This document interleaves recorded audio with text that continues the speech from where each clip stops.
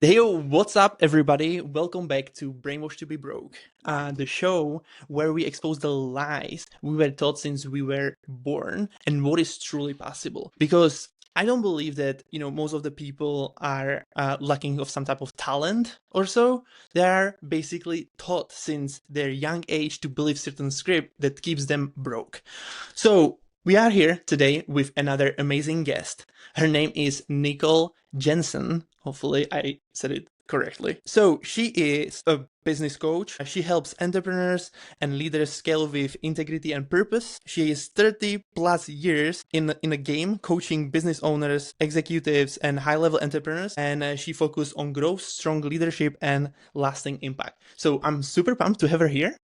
And we'll have about an hour chat. And the first question would be, what is the main force that has driven your success in your life, actually? That's a that's a big question. First of all, Adam, thank you for reaching out and asking me to be on your show. I really love what you're doing because you're breaking the the molds. You're breaking the barriers that prevent people from actually being successful. So one of the things that has been a driving force for me in being successful is actually thinking differently. So that's why it resonated very much with me. So when I was a kid, my parents were entrepreneurs, and they just did things a little differently than others who had parents that were employees, I should say. And so we just and I didn't know any different. So this is really important. I didn't know any different. So it's no surprise that I became an entrepreneur at a very young age. And I was actually helping them when they started a business when I was 7. My dad had garage businesses before, and automotive repair and gasoline stations and so forth. But when they started a business when I was 7, and it was a home based business, I said, well, what can I do to help? And Mm-hmm. so that's really where I started in the world of learning about business, and then Mm-hmm. started selling jewelry in grade 6. I'm selling jewelry to my making and selling jewelry to my friends and at flea markets. And then I started my first official business when I was 16 years old, and I'm 53 now. So we're getting close to almost even from 40 years in Yeah. business, I guess. And so, but I've been knee deep in this my whole life. But Wow. it's no Yeah. surprise when you see that my parents were entrepreneurs and how they actually taught us. So the beliefs that I had as a child has and the vision, my dad would say, this is where we're going. This is what we're creating. This is the mission that we're on. And I was like, cool, let's do that. Sounds good to me. So they involved us in every aspect of the business, of understanding the ins and outs and the whys of what they were doing. And so for me, it was a natural progression from there. And so that's where our beliefs are formed when we're very young. When we come in, into this world, we have like a clean slate. And they say that we only have two fears: the fear of loud noises and falling. Everything else is learned. And so we're learning our beliefs, and most of us are not. And I know you're a big believer in this, is that most people don't even know what their beliefs are, what's driving them.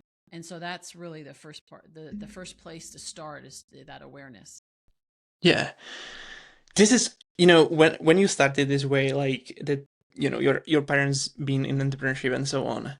Most of the people, I'm guessing, they're going to be like, yes, that's like normal for you, but for us, for those who have not this experience with living in actually like corporate job working parents, can you give us like how actually your like childhood and the beginning of being an entrepreneur and the mindset and everything, like how you consume things from the different perspective of your actually parents that are entrepreneurs, how did it look like for you? Yes. Well, and I do want to say this, is that even though uh, people may not have had that experience, you can learn, right? And I actually believe, as somebody who is a believer, and I believe in God, and I believe that He is a creator, right? He is the creator, and we are created in His image. And I always say that we're all, every single person is actually meant to be an entrepreneur, whether they work for themselves or not. There's entrepreneurs and there's intrapreneurs, where you work within a larger system. But the mindset of an entrepreneur is being a creator. We're made in God's image. God is a creator. That means we're creator, right? We're creative. We're not the creator, but we are creative. And so we create all the time. You see that as kids, right? As a kid, I was the same as like everybody else.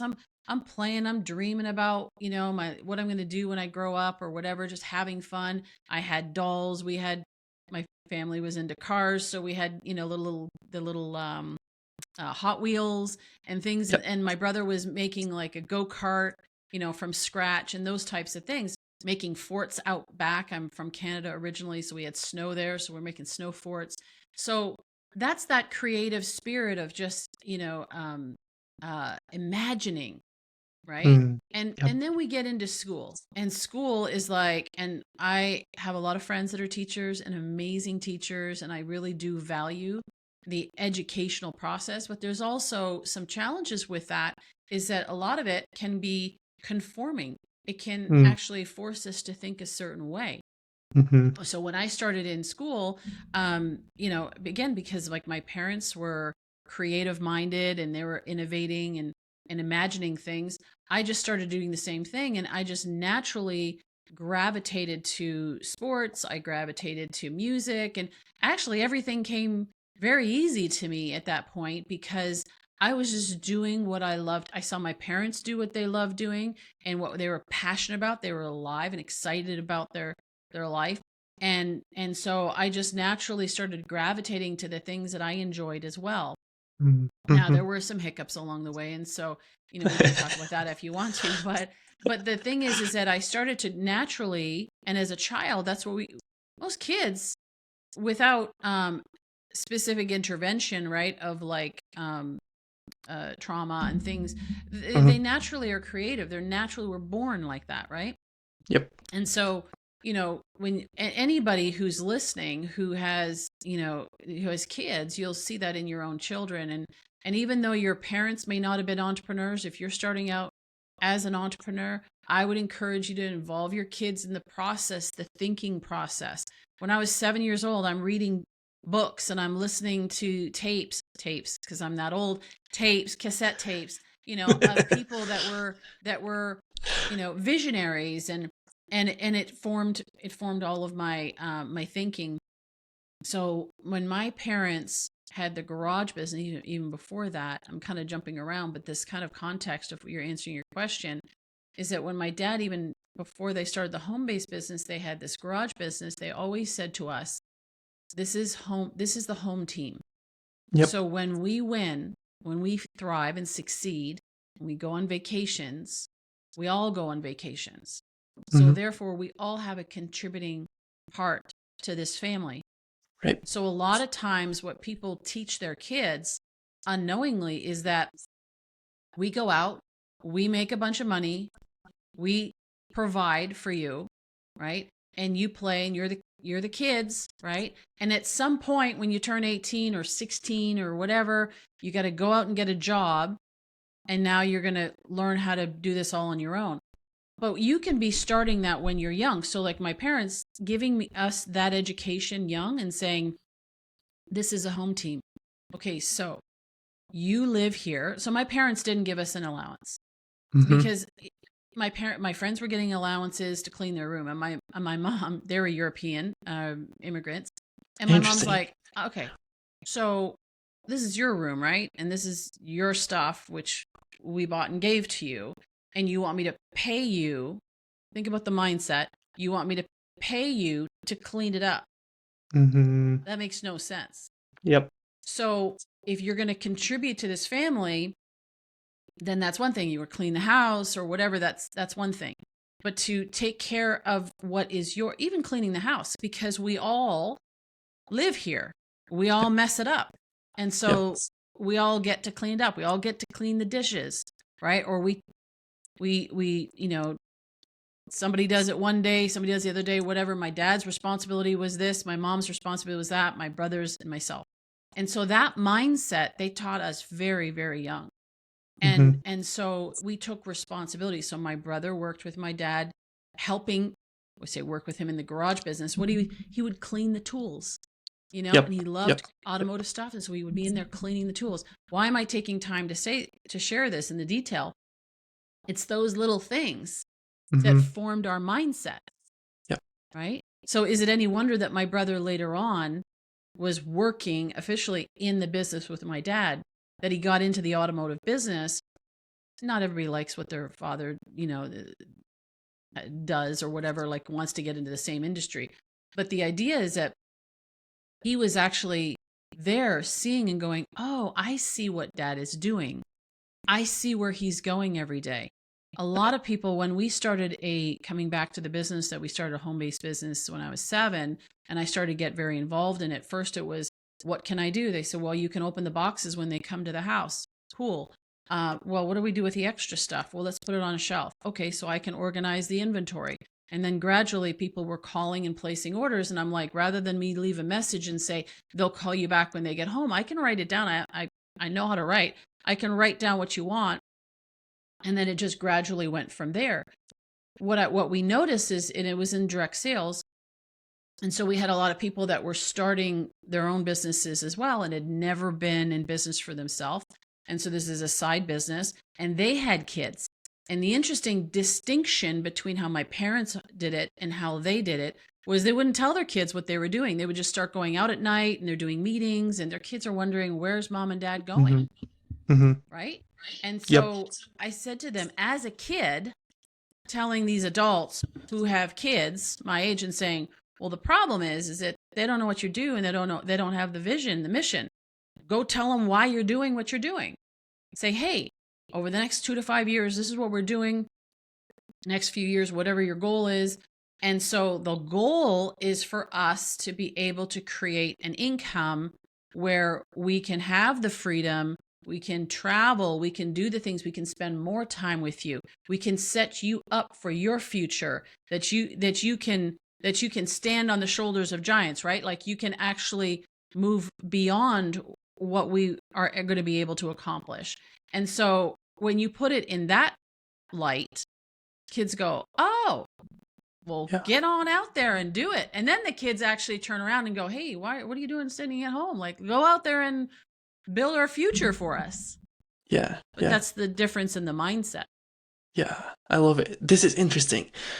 You made me think of, my childhood from the perspective, like, we haven't got, like, my parents didn't have enough money, right? So I didn't get any allowance in this type of thing either, right? I had to work for it, basically. Any type of part-time jobs, anything that I could, like, I started working since I was 13, right? But this mindset, even though like they didn't have the money to give us, this actually led me to figure out a way how to get the money from different sources, even though like not getting paid by like just by parents or like living there. And like this type of mindset was already like rooted in me since our young age, even though I didn't even realizing it, which is really interesting because like you made me to realize this just talking about it, because like I didn't really think about it this way. I was like, the childhood pretty sucked because like I couldn't spend my time with my family, my parents. I spent more of my time with my grandparents because they were those people who actually raised me, right? My parents been always gone. I couldn't see them. I saw them like evening and during the night. They was most of the time they was so tired that they just been like falling asleep. So it was, yeah, this is really interesting. I love this, like the lens that you are bringing in here, and like showing it to people, because this is really interesting and really crucial. And I can see also like from the perspective when I get into also like I have my girlfriend long years now, and like seeing it from her perspective when it comes to her family, different, completely different. And there you can see more of those programming basically that is rooted in them since their young age, exactly the way that you described it. So like I see the differences, which is really cool to to be able to measure or so on. Can I say something So with what you were go just ahead, talking about there? totally. Is because my parents worked 7 days a week. So Right. they were working long hours. Mm-hmm. We had in Canada, there's here in the US, it's called Exxon Mobil, but in Canada, it's called Yeah. Esso. So he Uh-huh. owned an Esso station and then a Sunoco station. And so gas station, it was open 7 days a week all the time. And even Yeah. when he would come home on a Sunday night and somebody would call and say, hey, my car broke down, because he also did repair. He'd go out and help Mm-hmm. them with their car stuck on the side of the road, whatever. This is like, now we're talking 45 years ago, right? Even though they were working a lot of hours, my mom would do the paperwork. And so she would be doing visa receipts. I remember being, a kid, and we're sitting there and we're watching Hockey Night in Canada. The Maple Leafs play the Yeah. Montreal Yeah. Canadiens, and we're in Toronto, but we were rooting for the Montreal Canadiens. But but the thing is, like, in that, I watched her while we're doing that. She's doing paperwork, and sometimes I'd wake her up early in the morning, because I was always the one that would have to get them up. She was never a morning person, and she'd be like telling me numbers in her sleep, right? Because she's just like so in it. But the interesting thing is even though they worked a lot of hours, Yeah. we understood why they were working, and that we Mm. were part of it, Mm-hmm. And so that's where sometimes, like I was saying earlier, kids, they feel that separation, and kids actually, Yeah. especially nowadays, feel this sense of entitlement. Mm-hmm. And so there was no entitlement. There was responsibility. And Mm-hmm. that's the difference. In your family, it sounds like I think you mentioned about immigrating, right? From, I think you said, Czech Republic to the UK. Yep. Yeah. Yeah. So in my parents were Dutch and German, and they emigrated to Canada. They're hardworking. That's an immigration. Like, immigrants Yeah. know how to work. They start. My dad came over with, came Yeah. with $80 in his pocket. Yeah. 3 days later, had $20 and said, "We better get to work here, like, Yeah. fast." Yeah. So it's that mindset of work hard. You got the work ethic, Yeah. and Yeah. that you weren't going to be entitled to, somebody's just going to hand it to you. And that was actually, True. in a way, that was a Yeah. gift. Yeah. It was. Because I didn't have that either. I mean, even when I started helping my parents in the business, I just said, this is a business that I'm going to later on Mm-hmm. inherit. And so I didn't ask for money. I was just like, let's build it. Yeah. Let's reinvest, It was the And same as me. Like, literally, because my parents stayed in our country.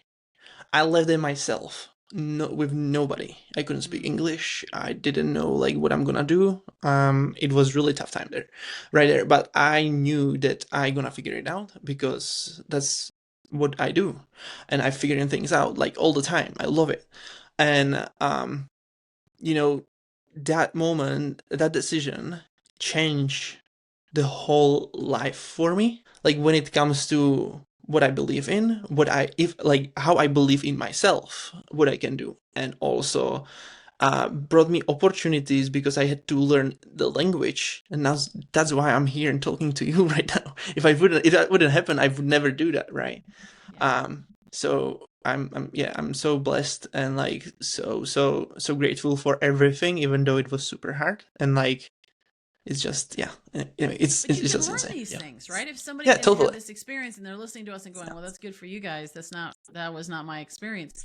The beautiful thing is that our brains, and there's more and more studies about neuroplasticity, is that we can rewire our brains. There Yeah. are people that came from very difficult situations, that have learned. Now, you can give your kids a head start with what we're talking about here. You can give your kids that head start. If you didn't have it yourself, you can learn it. And so that's the choice, right? So Yeah. I always say transformation, there's 3 stages. Like, first of all, there's awareness. You Yeah. got to be aware of what you believe and where it came from. Talk about money, right? So before, you and I were talking about how people have perceptions about money, or don't want to talk about money, and all of that. So, we learn about money from our parents, whether we had it or whether we didn't. So I watched my parents, actually, my dad sold the Sunoco station, and that we had, and reinvested that into another business, which failed miserably. And so I watched them actually go bankrupt when I was about 12 years old. Mhm. And so the conversation of money really became an issue at that point, right? And so, we went from having money and all the things and selling, everything, including our barbecue off the back of a truck, and we had a Toyota that didn't have a key to start it. You just used a bread knife to start it up, and it was rusted out. It was That bad. that's interesting. Holy It was smokes. bad. And Okay. what did I That's learn about crazy. money in that? Yeah. Right? We learn about what money is, how what it offers to us, Yeah. how we can use it. In some cases, people learn to even worship it, right? To Yes. to make it the be all and end all. We learn those things young, but anything you learn, you can relearn it. It just Yes. we're just trying to, like, I want to encourage people to teach their kids so their kids can have a leg up on them and recognize that even if you didn't have that, you can learn it. Yeah. It's Yes. awareness, then Yes. it's choice. What am I going to do with that awareness? Wow, you know what? I have an issue with money. Maybe I spend it. I don't feel worthy of it. I make it and I push it away. Whatever, or I hoard it and I don't want to share it because I'm afraid that I won't have enough, and I live in that scarcity no matter how much money I have in Yep. my bank account. Yep. Whatever that is. So there's the awareness of it. Then there's the choice. What am I going to do with that awareness? Am I going to just stay, and accept it for what it is, or do I want to change it? And then there's the change. So awareness, choice, change. What's the change? So you get, you can change your beliefs. You got to become aware of them and then replace them with a new empowering belief. Yep. Money doesn't grow on trees. Well, technically it actually does because it's paper. But aside from that, it's like, think about it, right? Yep. Money is it's just an idea. It's literally somebody took a piece of paper and said, this is worth $1. That's an idea. So if you take an idea and you say, okay, how can I turn this into something meaningful? That's really what you're doing, then you can exchange with somebody else for what they see is, and you agree on the value. Yep. So I come up with, and I write something on a piece of paper. I write a drawing of a type of a chair that I want to build. Okay, so I make that, and then I offer that chair for whatever, right? $100, let's just say, for argument's sake, $100. And somebody else agrees to pay that $100. Now I just turned that little idea on a piece of paper into $100. So how often do I do that? Yeah. How often it comes back to the imagination, to imagine, to dream, to be able to create, to do the thing that we were naturally called to do. And school and society actually teaches that out of us, because they say, no, you're supposed to think this way. You're supposed to do things this way. School actually, with all due respect to the teachers out there, school and the system is designed and was created to create employees for the job market. That's what it was for. I mean, you can go back to the old, like, when it started, right? What it was designed for. The military, it was designed, right? All that. So, and then ultimately, then that went into education, right? So it's like, okay, to the industrial age, and we're gonna get all these people to work for us and all that. So there's conformity, right? So it's teaching people to conform versus, in a lot of cases, now there are the anomalies. There are amazing teachers out there that teach that creativity, that encourage, and many of us, can attribute some of our mindset and our confidence to a teacher that said, you're more than that. You can do this, right? Or saw some greatness in us. But that's also, our responsibility to actually take that and turn it into something, right? Yep. So anyway, I can go on. Yeah, no, that's really cool. I love it. Like, I love your point of view on it, because, and I believe, like, it's very, very similar to mine, because, like, there are good teachers, there are bad teachers, like, totally. And unfortunately, I have most of my experience in my life. It was that I pretty much bad teachers, because they didn't really adapt into the world, like how it's everything evolving, right? Because, like, But that's my experience, right? There can be different experience. Other people may literally trying to do a different, the world a better place basically by actually like believing it, but that's not everybody, right? And then like the whole system, like it's not really like evolving, even though when it comes to, you know, the knowledge that we learn in a school is pretty much updated like 100, 200 or 300 or even more years Yeah. ago. Like it was created that long ago, and now we are still like my girlfriend's brother is still learning the same stuff that I've been learning in like 20 years ago, which is insane. And now, especially with AI and everything, what is going on, it's pretty much insanity to actually keep stuck with the whole, like with all of those. And like they are learning in, for example, like technology, or like or what is it called, like computers. They are learning how to do what is it called, PowerPoint presentation manually. Like, are you kidding me? What are you doing there, guys? Like, this is insane. Like, you're gonna be like completely vowed out from like from the working place there. Like, this is Yeah, you're not insane. even equipping. They're not even equipping anymore for, in most No, cases, for the job market. Even if that's the goal, they're not even actually doing that effectively now. Yeah, because that's supposed to be at least like the goal of, like, like like shaping people to a good workers. But yeah, now they are not even the good workers anymore, because like yeah. the whole situation is changing so fast. But anyway, like, And they're not teaching life skills. They're not teaching no, any no, of yeah, that. no, All they teach is just, no money, yeah, nothing, none right? none Like, of that. None of the things that actually people are going to use on a yeah, day-to-day basis. Yeah. right, right. And then there is the debt of like, for students loans basically, or so on. Like, I don't know how many trillions is that loan, which is Insane. insane. And like people right from the get-go are jumping into like massive debts straight up from the beginning, which is like, uh, this, like it sets it up completely to lock you in the system, and then like work as hard as you can to just be like obey. And like, because that's not the first, like that's not the last thing that you're gonna be taking loan on. Like, if you want to live your life and have a kid, you probably want your house. But if you don't, if you have already loaned like 30, like I don't know, $30,000, or I don't know how big those loans are in US. But I'm taking it from the perspective of UK. So now you have house, now you have family, you want a car, and this type of things, and it's like stacking up. And then like, what you gonna do with your life? I don't really know. And then like, that's why like I'm so passionate about this topic, and talking, with people like you and so on, to get like the awareness of like, guys, there is a safer way of literally living their life. I had literally going to say it's safer way being Yes. entrepreneur, being creative, and do something that nobody is willing to do. Like, But that's the yeah, flip, right? Because most people see that as actually risky yeah, when it's actually not as risky as having. So, a couple of things came to mind when you were sharing there, because it reminded me of I had some teachers that were interesting. One of my teachers was my economics teacher. Now, I right. might have accepted this from an English teacher. My economics teacher, though, Uh-huh.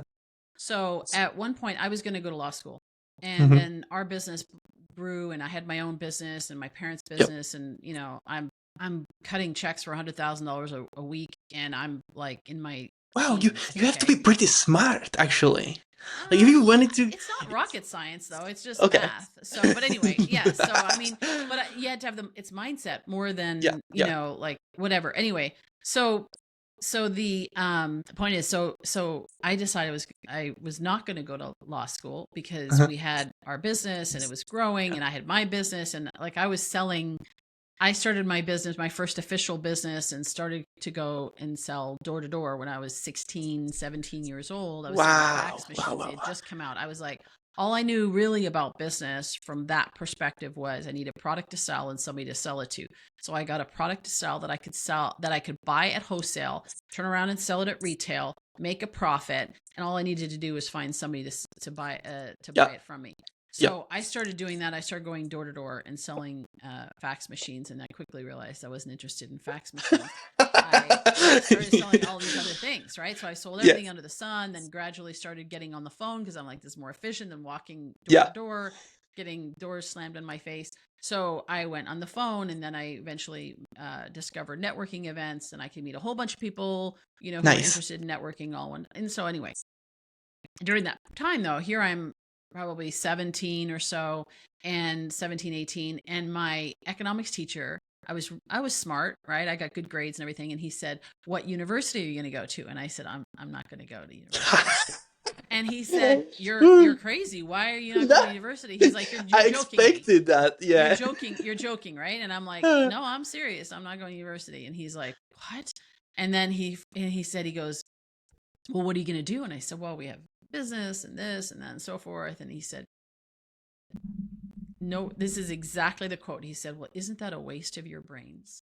I'll never forget it. I'm sitting in the hall. We're standing in the hallway. I can still see it to today. Standing in the hallway outside his classroom. And I said, "So starting my own business is a waste of my brains?" And he said, "Well, I mean, all I'm saying is that, if you go to university, you can learn more and grow more and, and like develop your brain or whatever." And I went, "So that I can get a job, which I don't want and don't need." That makes no sense. So that's the mindset, right? But because my parents had taught me, and because I was already in that, I could see that as like, wait a second, right? So anyway, but then you were talking about, and I forgot it. What was the other thing that you were talking about? Just getting back to that, wow. No, totally. This is insane. Oh my gosh. Like you can see the different like ways how people are literally wired right there. Like, oh my gosh. Like yeah. And it's that's just one example, but like there is like those people are there, like most of the people are wired this way. Like this is, and it's really interesting because they're not wired initially, conditioned, but they're basically. conditioned that way. And so until somebody actually comes along and says, "Hey, there's a better way. You don't have to do it that way." So earlier I was talking about entrepreneurs and intrapreneurs. So it doesn't necessarily mean that every single person has to start a business of their own, right? But you can, if with this mindset of an entrepreneur, you will be more successful even if you work for somebody else. Case in point, so I told you I started out in business and all of that, right? So now this is so true. Yeah, love it. Fast forward, so I have my own business. We built this very successful $10 million business back in the 90s, so whatever that is worth now. 30, 40, $50 million, depending on how you calculate the doubling effect. Anyway, so and it falls apart. Okay, that's the whole story in itself. But it falls apart, and I'm like, what the heck? Right? So we just lost. I watched my parents lose everything. It was because of people that we were in business with. Talk about mindset. Their mindset was scarcity. Their mindset was, I want all the credit. I want the ego kicked in and all of that. But it's a scarcity mindset. No matter, there was so much money on the table, and yet they had to have it all. And they had to have the credit for it. They had to have the power and the control of it. And it was, and it, anyway, it destroyed all the relationships and all that. So anyway, we lose everything, start over again. I'm in my late 20s. I need to change the scenery. I'm not one to go out. I broke up with this guy that I was dating. That wasn't a great move because, you know how that works, right? Rebound or whatever. I end up in this relationship. And I'm like, what am I doing here? My mom's like, what are you doing here? I don't know. So anyway, so I'm like, I got to get out of this. So I needed to meet some new people and just get a fresh perspective. Yeah. But I'm not somebody to hang out at a bar. I'm not really looking for somebody who hangs out at a bar. And I'm not somebody that hangs out at a mall. So I thought, well, you know what? I'm going to go to like these temporary agencies where maybe I can go and I can work some different places, get a little bit of a different perspective, meet some people, just temporary, like week here, week there, meet a bunch of people, get paid to meet people. That works for me. So anyways, so I started doing that, and I start working at this company, and it's a law firm. Funny enough, they said, "Hey, we got this law firm," and I went, "That's cool," because I've always been interested in law. Not that I wasn't, that's why I was thinking about going to law school. So anyway, so I start working there. Within a few weeks, I am doing my job. Literally 3 weeks later, I'm doing my job. Plus, I could see that some other people were, like some of the other lawyers were overwhelmed. And I'm like, yeah, just, it's fine. No so way. like they're dropping stuff on my desk, right? And the corporate securities clerk, she's dropping stuff on my desk because we all shared the printer, so they were all stressed. And I'm like, what are you stressed about? Well, I can't get this done. And I went, I just drop it. It's fine. I can do it.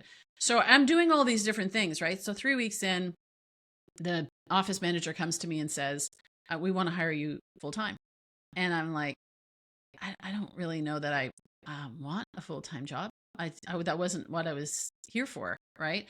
And so anyway, so I agree to do it. I last about 7 months, and I'm just like poking my eyes out because it's so easy, right, for me. And I'm sitting at a desk, and anyway. So I was just like, so I'm working for all these different people. I have my job, but I'm working for all these people as well. You know, like just, yeah, sure. And so I quit, and I said, look, I love you guys. You know, working with you guys was a lot of fun in terms of like the environment, the culture was really great.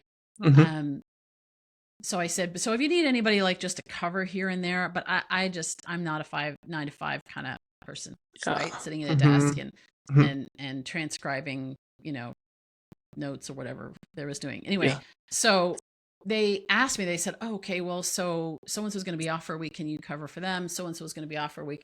And so I ended up working half the month anyway for the next couple months. And then they said, hey, can you work 1 day a week? Can you work 2 days?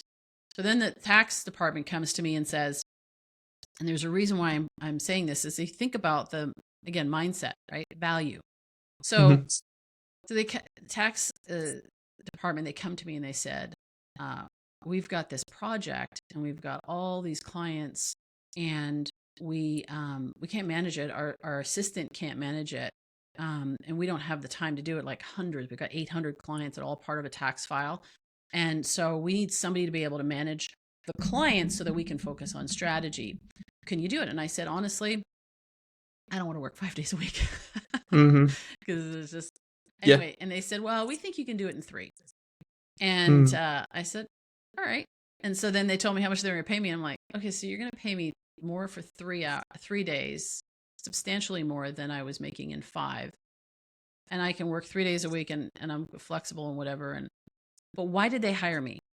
They didn't hire me just because I was a good worker and whatever. They hired me because I understood how to work with clients, and they could see that because I covered for somebody. They said, do you remember what you were doing when you were here for a week? And I went, no, I don't remember. I was whatever.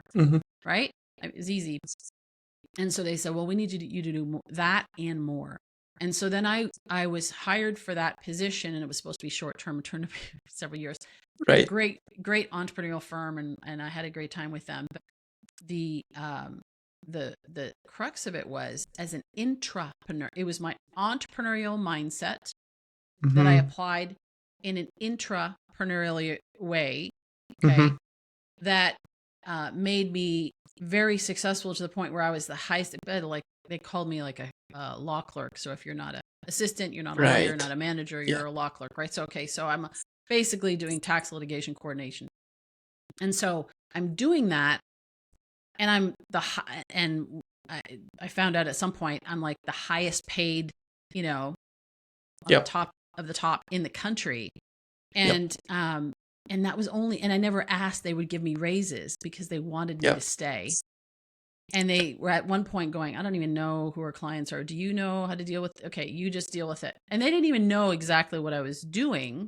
They knew what I was doing, but they didn't even know the details of it, because they were like, we can trust you because that responsibility, right? Because I took it as like ownership, that I knew they were their clients, but I treated it like it was my own.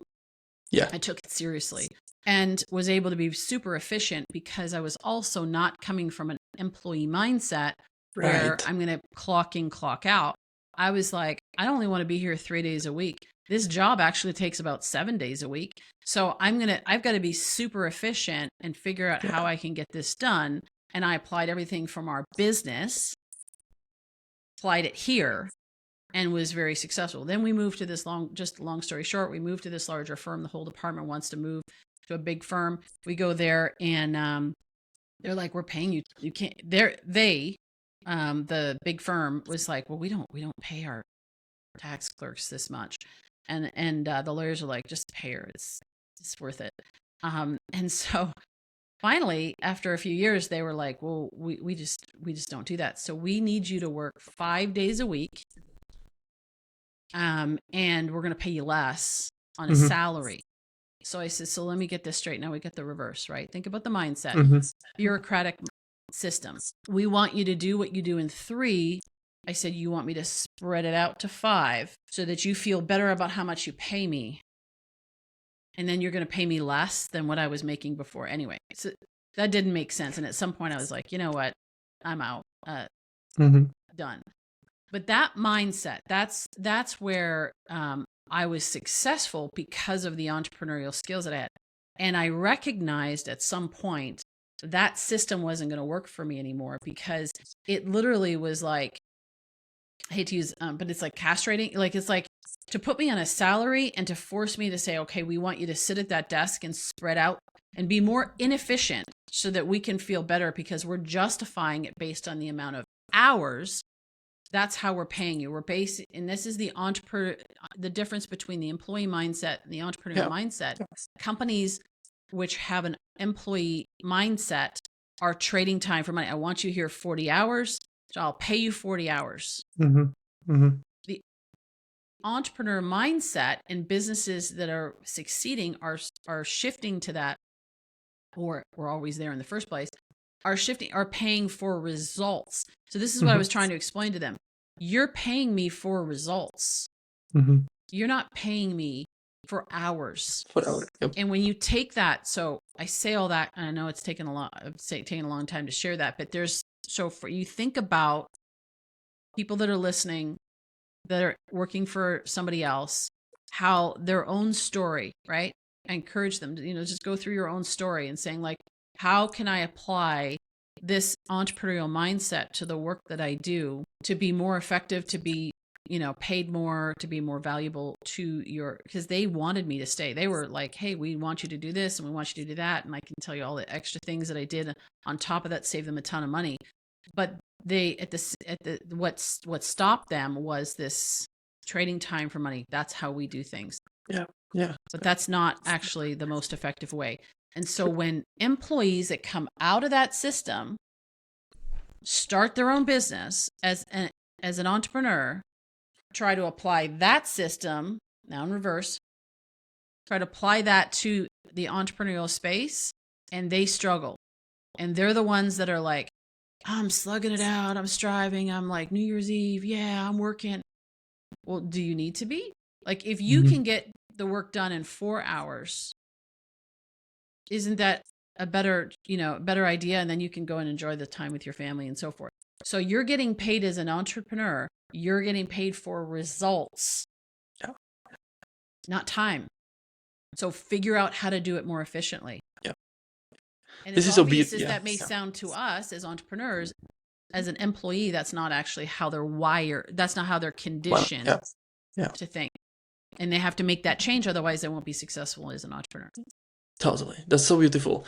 Because it's 100% like the mindset, even though like when I was starting, still with the mindset of like the way that I'm a problem solver, I'm going to do everything. Like I never like the hourly rates and being like, basically paid based on, basically like that my 1 hour of my time is basically, worth of this type of money. No, I don't like it like ever. So even though like I pretty much, like once I figured this type of things out, I never work full time. I work only part time, and I just use the money to cover pretty much like the bills that I needed, and then the rest of my time I was spending building my business. Yes. So I spend like in a work, I spend, for example, 16 hours a week max. And the rest of it was basically building my craft. Yes. And I was okay. That was even why the 3 days, I don't want to be sitting here for 5 days. I also thought about it as, I'm not going to give you more time than I give to myself. So I'll give you 3. I want 4. Yeah. Yeah. So And that's powerful. what I heard in what Love you're it. saying, right? It's like, I know Yes. where my priorities are. This is, Yes. you do need a sustainable income. People, start a business on the side, or some people want to quit their job and they want to jump into Or they are business. quitting a job straight up without even having any clue how business works. This is a huge And mistake, guys. and Going you straight can, up to, yeah. yeah, you can do it. Yeah. It's really, talk about risky. It's risky. It's also very stressful, and it can Hmm. potentially put you in a desperate situation. Exactly. And where you're in desperation, when you're desperate and you're trying to get clients that way, you're going to make decisions. You're going to come off a certain way. It's not going to be as Yeah. effective Exactly. versus Like what you were. yeah. Yeah. Specifically Go ahead. with the sales and so on. Like feeling desperate is one of the worst things that you can ever do when it comes to sales. You probably know that because like you are a long time in the Yeah. business, but like and selling. You've been selling for a while. So yeah, and like sales, in my opinion, is one of the most important part. Like one of the most important skills to learn when you're starting a business. You have to Yes. be good at sales. If you Yes. don't, and it's like everywhere.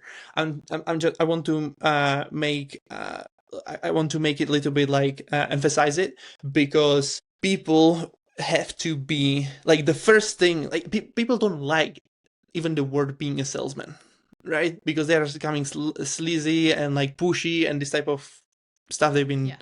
basically taught. But without raising money, like, and it's so funny because like it's not just about selling a product.